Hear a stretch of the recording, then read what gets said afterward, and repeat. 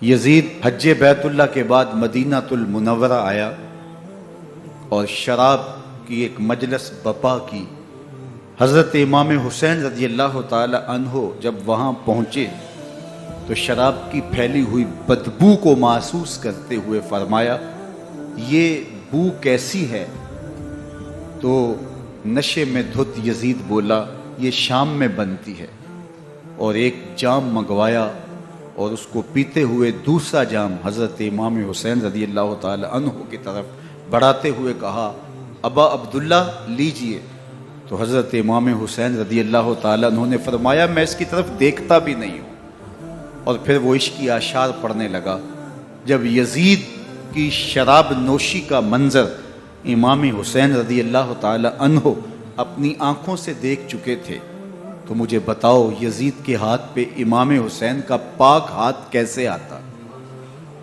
حضرت امام حسین رضی اللہ تعالی عنہ جس ماحول میں پلے تھے، جس ماحول میں پرورش پائی تھی، جس ماحول میں رہے تھے، وہ پاکیزہ اور تقدس ماحول تھا، اور یزید کبھی اطراف دمشق میں، کبھی غوطہ میں، کبھی الخزرہ محل میں، اور کبھی کہاں داد عیش دیتا رہا اور لہو و لعب کے اندر مصروف رہا، اور اس کی زندگی ان چیزوں سے عبارت تھی۔ وہ محرمات کو حلال قرار دیتا، شراب نوشی اس کی ہڈیوں میں رچی ہوئی تھی، اور شریعت بیضا کا مذاق اڑایا کرتا، اور حسین ابن علی رضی اللہ تعالی عنہ کی دوستیاں جن لوگوں سے تھی وہ عبداللہ ابن عباس تھے، عبداللہ ابن عمر تھے، حضرت عبد الرحمن بن ابو بکر رضی اللہ تعالی عنہ تھے۔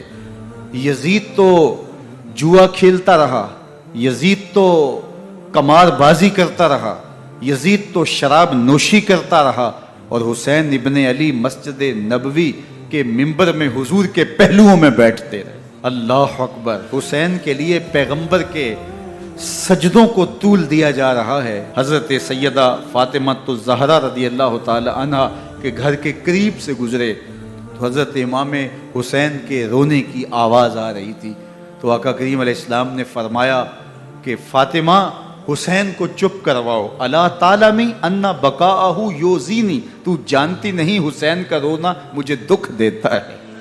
حسین ابن علی کو حضور رونے نہیں دیتے تھے، ان کو دکھی نہیں ہونے دیتے تھے، کیونکہ رسول اللہ صلی اللہ علیہ وسلم جانتے تھے کہ یہ کتنے دکھ سہے گا، کتنی تکلیفوں سے گزرے گا، اور کتنے مصائب سہے گا۔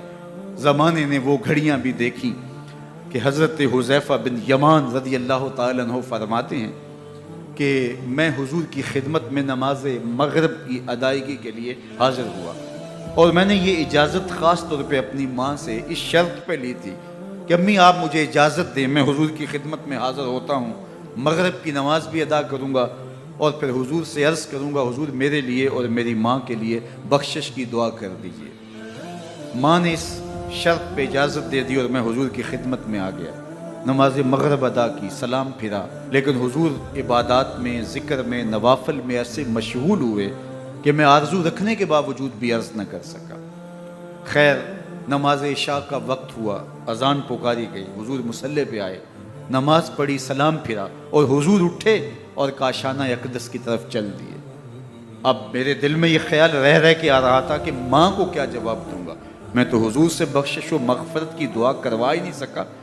جب حضور چل پڑے تو غیر ارادی طور پہ میں بھی حضور کے پیچھے چل پڑا، تو حضور نے رخ پھیرے بغیر فرمایا، من ھذا، میرے پیچھے پیچھے کون آ رہا ہے؟ پھر خود ہی کہا، حذیفہ تو نہیں؟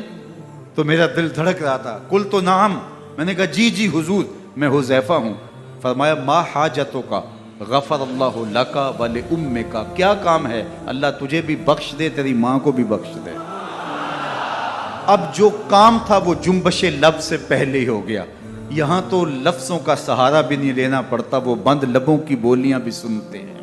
اقبال بولا، اے فروغت صبح آثار و دہور، چشم تو بینندائے ما فی الصدور، تیری نظر تو سینوں کے چھپے راز بھی دیکھتی۔